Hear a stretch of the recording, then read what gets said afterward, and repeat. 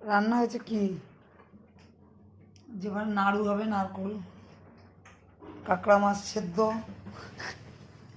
এই যে কচুর ঘাটি দিয়ে নোনা মাছের ঝোল, এই যে আমার বৌমা রান্না করেছে কি মাটন, এই যে দেশি মাংস, চিকেন কষা,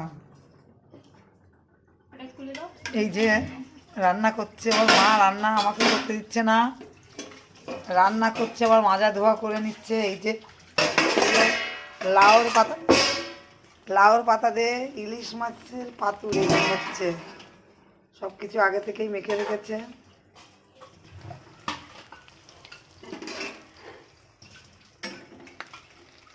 দারুণ দারুণ, অসাধারণ,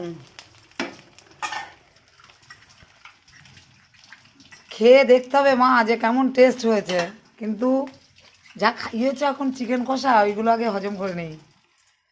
বন্ধুরা চলে আসুন, আপনারা যদি খান তো চলে আসুন সবাই মিলে। আমি তো বসে বসে খুব মজা করে খাচ্ছি।